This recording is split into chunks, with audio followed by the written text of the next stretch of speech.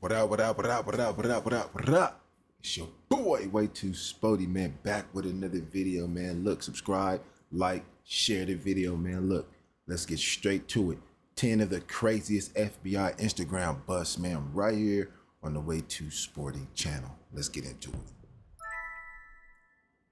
Number 10, the Nigerian Billionaire. Wait a minute, you mean to tell me that the Federal Bureau of Investigation is watching my Instagram stories? Oh, yeah. I thought I only had to hide my weekend activities from my Snoopy parents.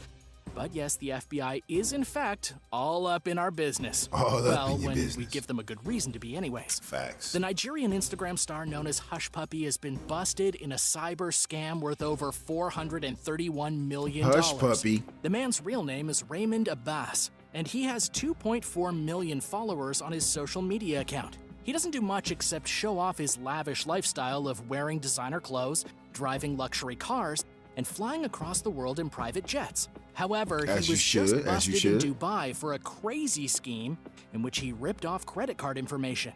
His wild posts of him holding money and smiling with all his gold chains caught the attention of government agencies.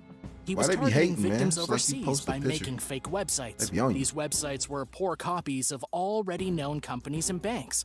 So when people put in their credit card information, he was able to steal their money. Raymond passed himself off as an affluent and very wealthy real estate developer. But the truth is, he was just a great big scamming phony. His apartment in Dubai was raided by the FBI and Interpol while he was sound asleep, and they managed to secure $37 million in cash. Who keeps that much cash in their home? The investigators also found about 2 million email addresses from victims stored on phones, computers, and even hard drives. Damn, even though he was busted in Dubai, the Nigerian fake billionaire is still accused of fraud in Europe and the United States. He probably won't be posting to social media again for a very long time. Very long time. And side note, we think Hush Puppy is kind of a ridiculous name. That puppy's hushed. Diamond and thieves. It was a ridiculous name. Instagram has managed to help the FBI catch a group of diamond thieves who had committed crimes in at least 10 states across the country. These were smash and grab bandits who were terrorizing jewelers. They're currently accused of pulling off over 30 heists. They did this by using sledgehammers to break open the display cases and then run away with the diamonds stuffed into a bag. Not the cleanest criminals, but it was a lucrative scheme. The Fed seized more than $1.5 million in diamonds during their investigation. The members of the gang all came from the city of Detroit, and the only reason that the FBI finally caught up to them is because of social media. It all happened when the federal officers discovered a peculiar Instagram account called Do It for Diamond. It was apparently used by different members of the gang. One of them had posted a picture on the Instagram account wearing a necklace that was stolen from one of the jewelers. It was enough to connect the dots and lead the FBI to the Detroit gang. On June 18th, 3 of the robbers were arrested while they attempted to break into a jewelry store in Tennessee. Though apparently there were 2 groups that would drive to the robbery location from Detroit in 2 separate vehicles. One in a clean car that was either lawfully rented or properly registered, and the other in a burner or stolen vehicle that could be ditched after the robberies. Although some of the men have been caught, the FBI believes there are at least 10 gang members involved, so the case may still be ongoing.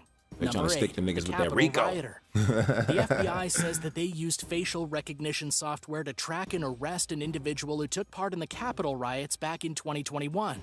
The affidavit was shared online detailing how federal agents discovered the identity of Stephen Chase Randolph using images from the riot. The facial recognition tool identified this guy, then led the FBI to an Instagram page belonging to his girlfriend. To further confirm Randolph's participation, they traced his facial features right into the system, right, and then it led him to his girlfriend.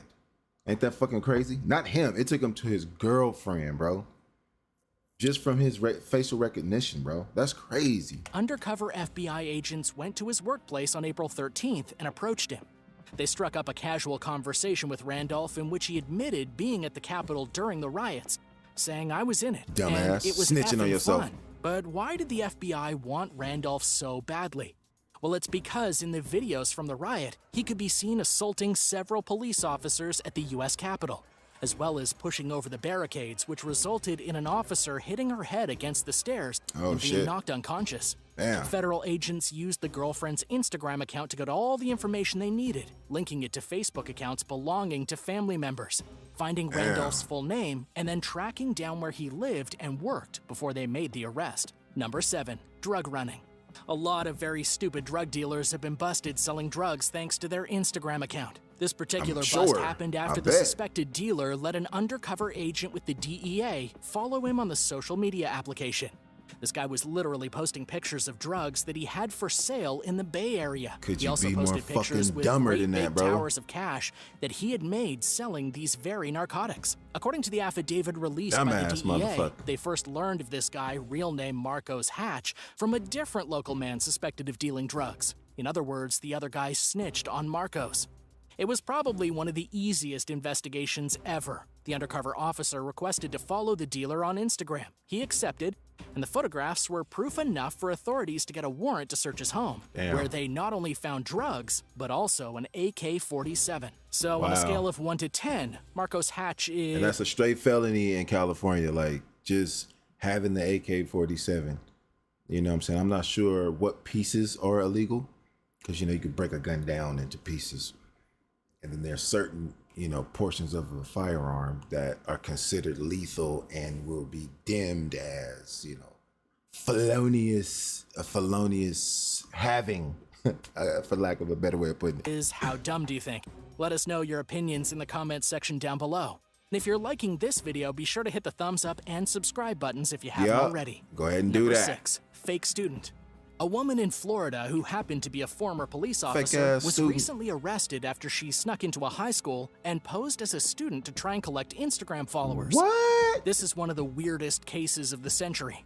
Audrey Nicole Francischini was arrested at 28 years old for sneaking onto the campus of a local high school. She tried to blend in with the students by wearing a backpack and carrying a skateboard as if it was still 1999.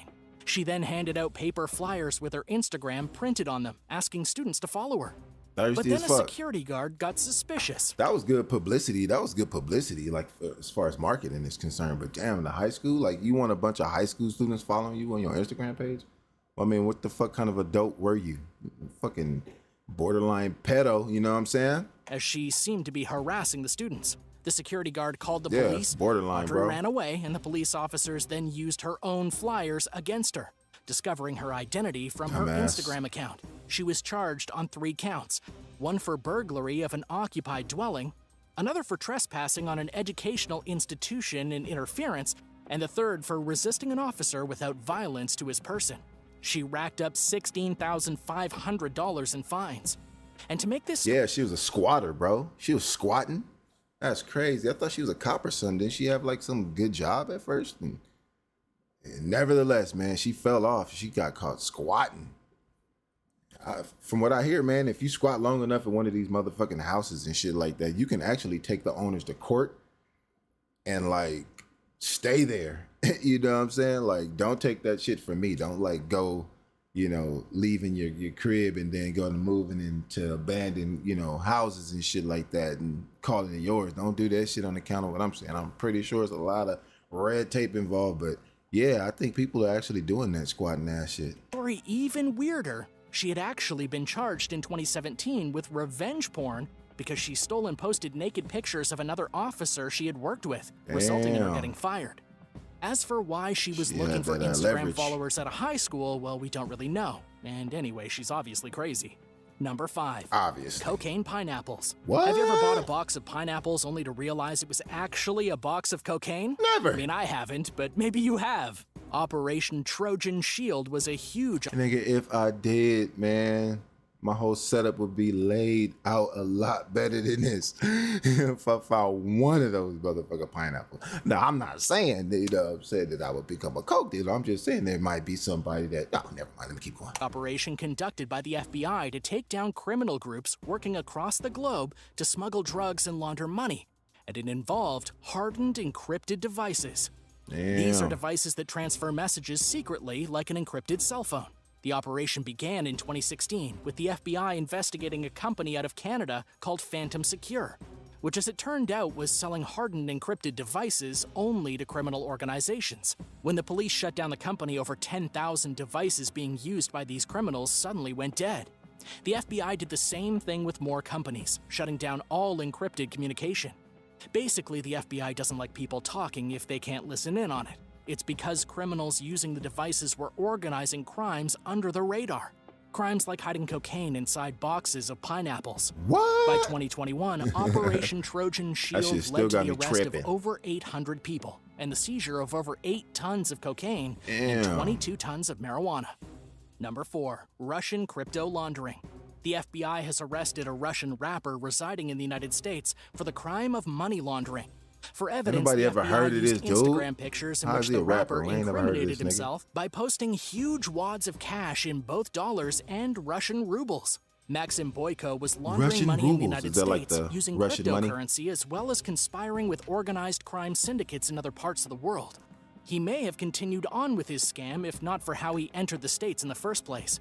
He flew into Los Angeles with $20,000 in cash and claimed it was for an investment in Bitcoin. The authorities were skeptical, so they watched him, investigated him, and creeped on his Instagram. Damn. They realized he was laundering money and quickly shut Boyko down. What? A guy like this should have known better than to go to the airport with that much cash. Obviously, you'll get flagged for having anything over $10,000. I get It's that? a rookie mistake, Boyko. Number 3, live streaming murder. Oh, A man shit. in California did something absolutely horrible. Not only did he murder 2 people, but then live streamed the victims' lifeless corpses.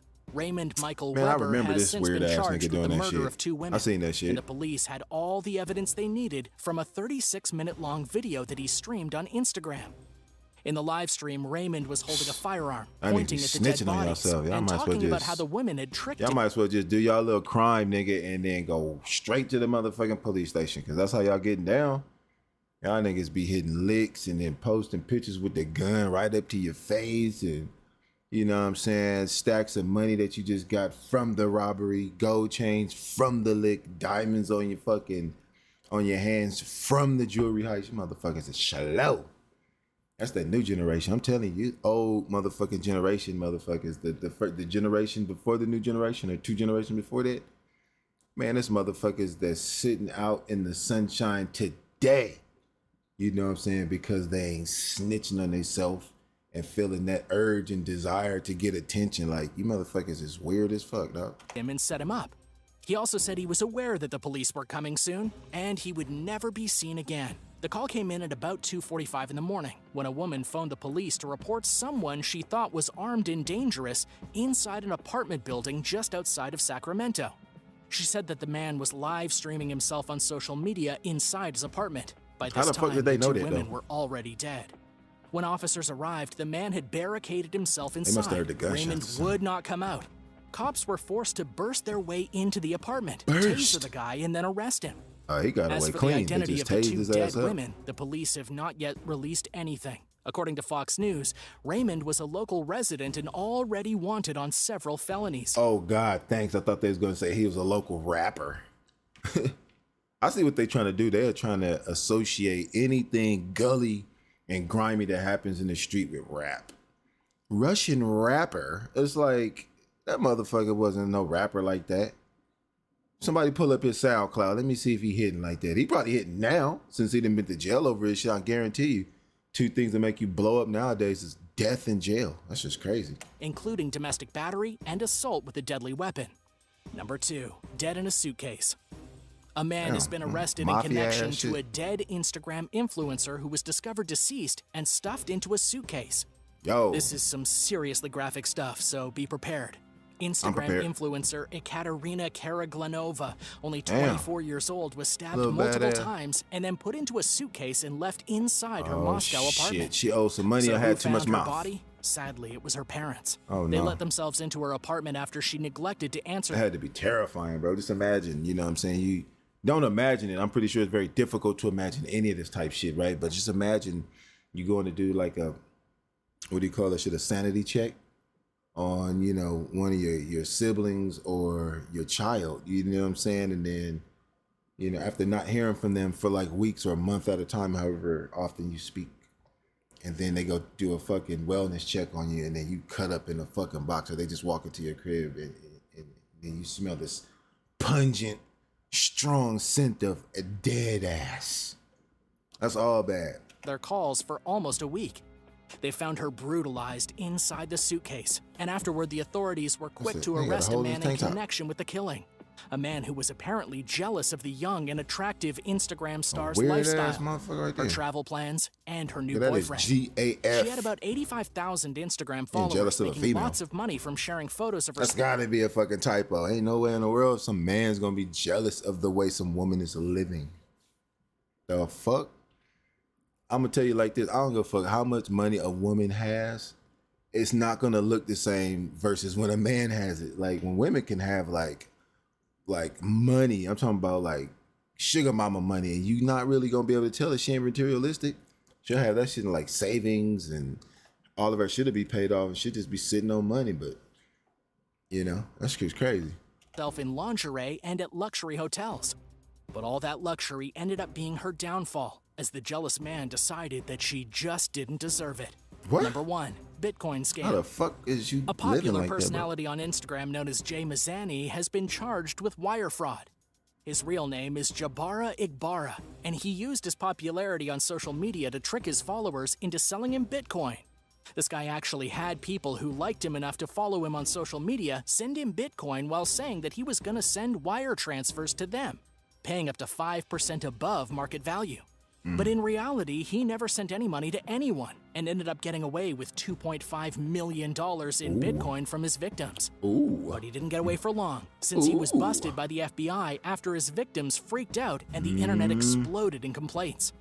You can't have 1 million followers on Instagram and rip off that many people without somebody taking notice. 500,000 of those motherfuckers is watching you. 500,000. About 20 of your contacts are cops. FBI, NSA, you fucking name it. BAU. What else they got out there, man? The motherfuckers is on your account. I got a cop on my Instagram account, and she's seductive as a motherfucker. She's blatantly letting you know. You could forget that she's a cop because, you know, she like to show her cleavage, right? And you know, she like to show pictures of her and her boyfriend in civilian clothes and shit like that more often than her in cop uniform. But that bitch is a cop. You know what I'm saying? She's a cop, and she is very clear about it, and she is not hiding it, and she is on my Instagram. You know what I'm saying? And that's crazy, dude. Yeah, they watch it, man. So do what the fuck you please. You know what I'm saying? Do what the fuck you want. You know, that clout is gonna get you behind them bars. If you ain't ever heard the way bars sound when they close, that sound, you don't want to hear it. Trust me, jail ain't cool. That shit lame as hell, man. You'll lose everything going to jail, bro. Because how you gonna, if you're not out to fucking, you know, maintenance this shit, you're gonna lose it. However, even though Jay was busted by the FBI, he still hasn't technically been charged. The investigation is still ongoing, with the good news being that if he is found guilty, he could face up to 20 years in prison. And that'll probably make the people he ripped off feel a whole lot better about the situation. But hey, this is why you don't send strangers on the internet money. It's only a scam if you fall for it. It's only a scam if you fall for it. That's right, ladies and gentlemen.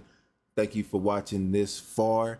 If you did, make sure you subscribe, like this video, and share this content out. Way too sporty, baby. I'm out this thing. Peace.